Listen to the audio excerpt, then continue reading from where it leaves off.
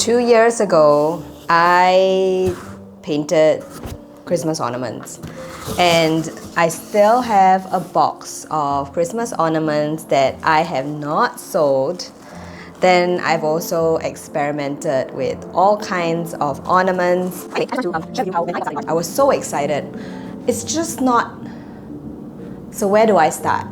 I've always liked art as a child, and I was kind of like that person who would love crafting and gifting and making cards for people. Well, if there is some special occasion, it could be a thank you, it could be get well soon, anything at all, I would always be the one who was asked to make a card or to make something for the person. And this kind of became something that was ingrained in me, because then I learned to always be creating something handmade for people who I care about. Now, speaking of people that I really care about, I also wanted people to have beautiful trees and trees with something that was handmade.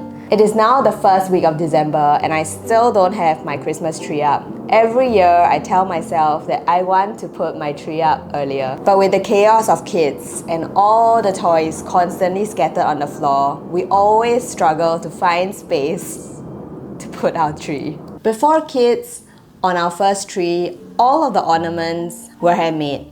And the reason why I wanted to handmade each one of them was because I feel like there is a special significance in being able to create something, put it up in your house, and be able to look at it year on year. And that's why when I officially started running my own art business, I thought there was no better way than to create ornaments, so that people could also hang something heart-made and heartfelt on their tree. Here were some of the ornaments that I have made, and they are still not sold, but it's okay. I'm also telling myself that sometimes when it comes to business and creating your own art, these are the realities that people don't talk about enough on social media. I also made a couple of experimental ones where, as you can see here, I had drawn on it. Well, there is another version. Let me just show it to you here that I really like. And this one here, I had sprayed way too much fixative. These giant ones that I painted were actually on the same year that I painted the ornaments. They were just these giant balls that you could find at Spotlight, and I love them. I hang them in my studio every day. And even though I didn't sell out, I still felt like I was winning because I discovered my love for acrylic. I started to learn how to actually use the medium, and that kind of led me into my oil painting era.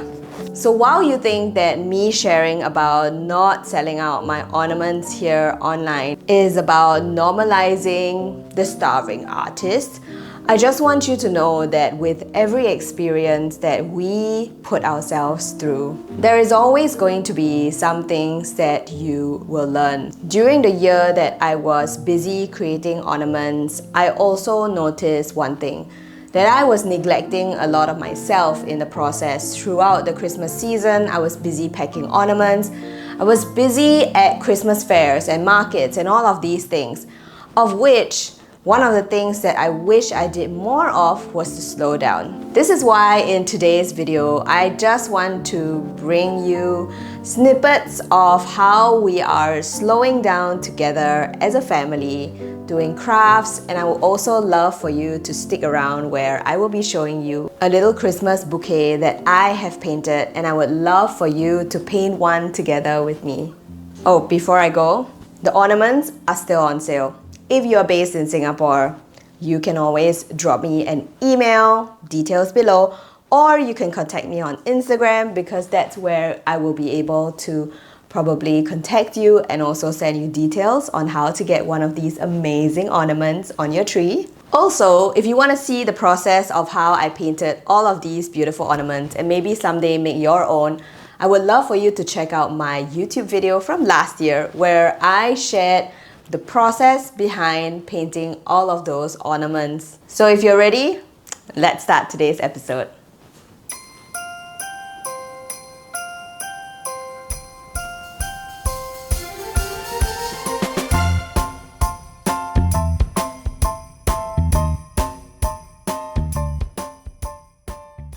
The moment the malls start to play Christmas music and you can hear Mariah Carey belting through the speakers of every supermarket, you know it's the time of the year where all of the commercial stores are going to be showcasing their beautiful decor, and my kids are at this stage where they're noticing small details, oohing and eyeing over the Christmas trees, the decor, and this is where my kids have been asking me to do more crafts with them during the Christmas season.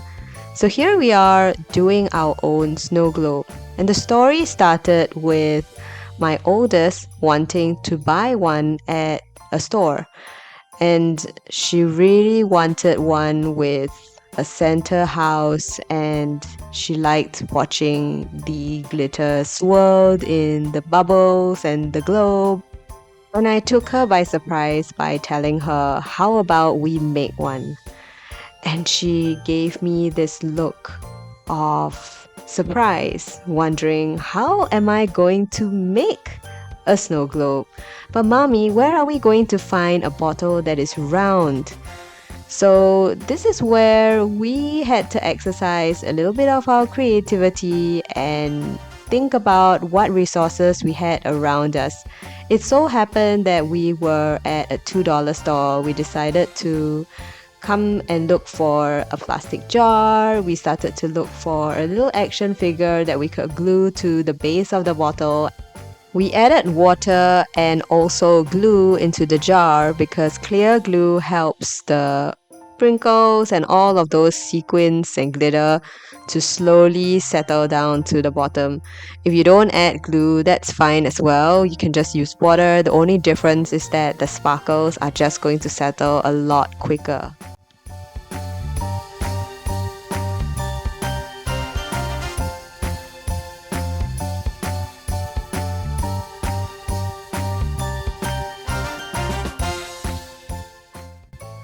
In a moment, I'm going to be sharing with you a small snippet where I talk you through the different ornaments that I have in my home, how each of them were made, and maybe it would inspire you to make some and put them on your tree.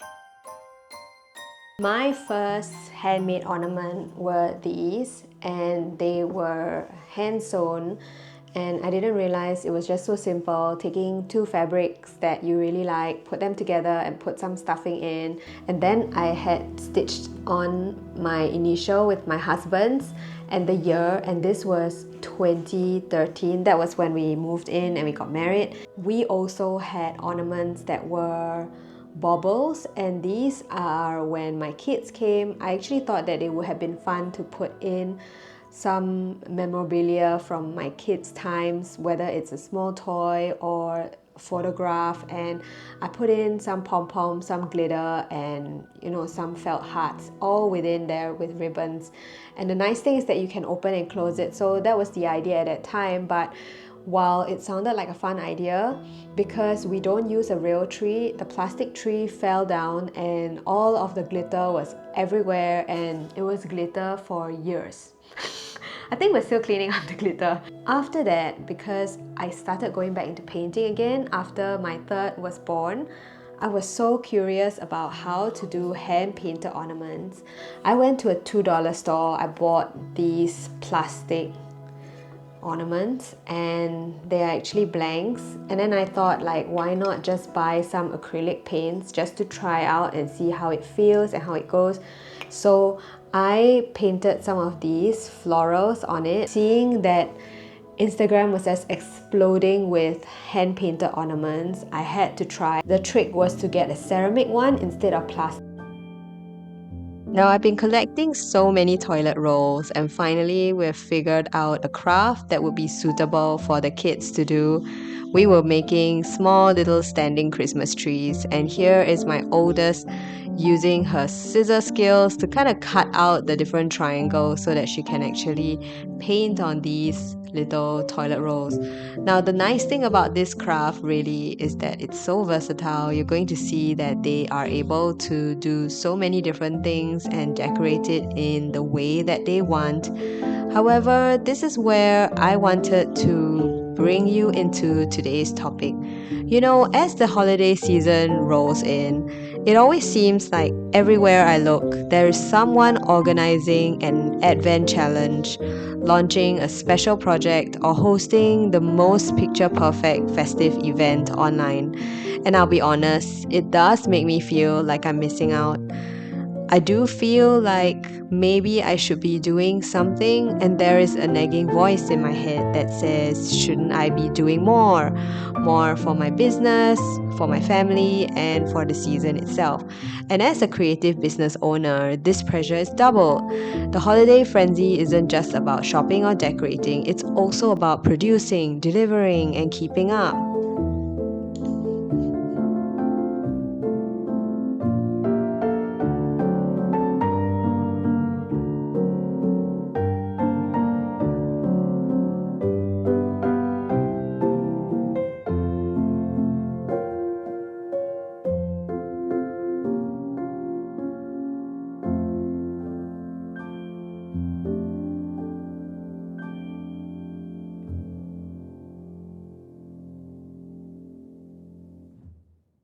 But this year, something unexpected happened.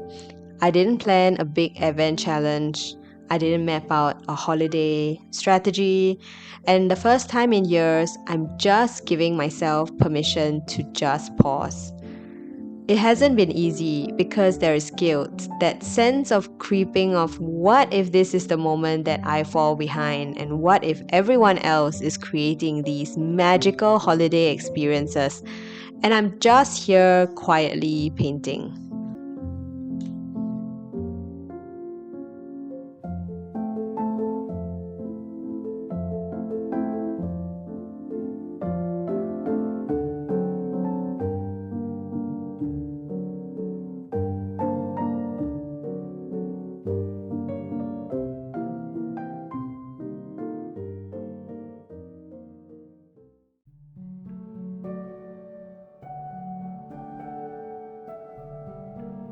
But I realized something important.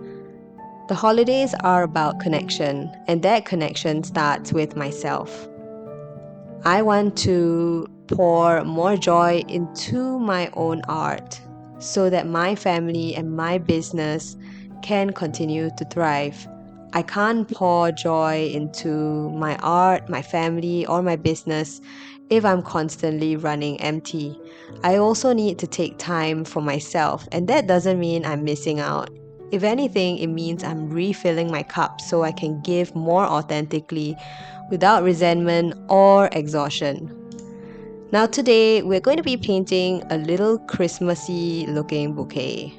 I wouldn't say that these are Christmas flowers per se, but what I liked about it was the injection of fruits and also the way the composition is moving around so it looks like it's circular and it could be used as a Christmas card. I would love for you to jump in and paint this bouquet together with me.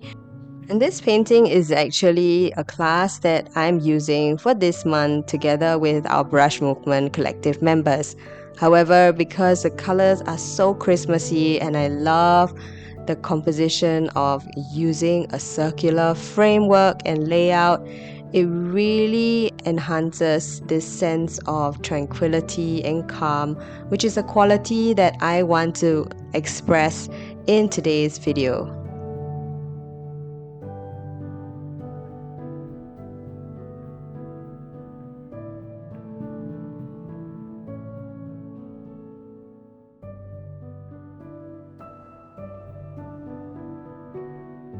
I think many of us feel this unspoken guilt about stepping back during the holidays.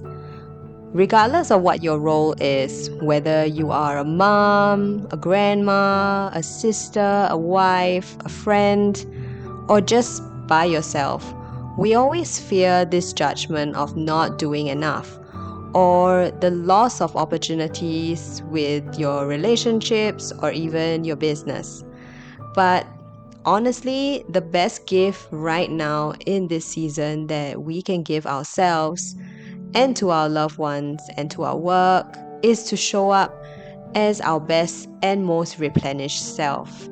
This year, in my unplanned goal of becoming focused on myself, well, not in a selfish way, but in a way that lets me create and live with more intention, it has not only shown me how my kids enjoy the little things and moments around crafting all of these different Christmas crafts that we've been doing, which by the way, I will be putting together more videos so you're going to be able to see more of the things that the kids are getting up to, and also the bonding that happens through creating something together. I also sit down and realize that this is the first year that we have begun our homeschooling journey in 2024, and things have definitely shifted and changed. While I have to juggle between my role as a mom, a business owner, a wife, and also a homeschooling educator, I noticed that I have started to prioritize myself, my needs, and what I want way more this year than before. Before I had kids, I remembered having the guilt of not creating or making handmade things for people during the Christmas season. And being a crafter, if you are a crafter just like myself or a creator, you would want to gift your friends all kinds of things that you are able to make just to showcase your love to them, and it's your way of expressing how much they mean to you. But in doing so, I also remembered what, with all of that feeling of happiness and glow that comes with it, there is also fatigue and a little burnout during the festive season. Just like the year that I created all of the Christmas ornaments, I was also gifting them to my friends, and a huge part of me felt this sense of pride of being able to gift something that I made instead of something that was commercially bought. And while it feels so good, I also noticed that I was not spending enough time with myself. I was spending so much more time hustling to create things, not just for the people I care about, but also for business and for Instagram and content. And there were so many things that was just stirring through my mind constantly. And this was really when the word mental load during the festive season started to weigh heavily.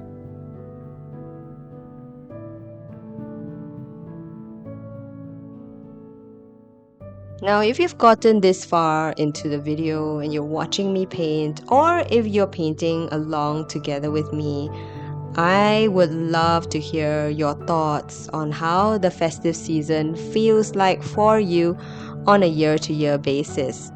It does have a very, very jolly and energetic feel to it. However, it can also feel like there is so much pressure in keeping up sometimes. Here is where I want to encourage you to give yourself permission to pause. Sometimes it is okay to feel that pressure to do, but to also just decide to be and to give more, not to just to others, but also for yourself. I want to remind you that it's okay to take a breath, it's okay to pause, and that the holidays will still be there. And regardless of how much you accomplish or give this season, that you are still worthy and your worth isn't measured by how much you give as a person, because Stepping back might actually be the greatest gift that you can give to yourself.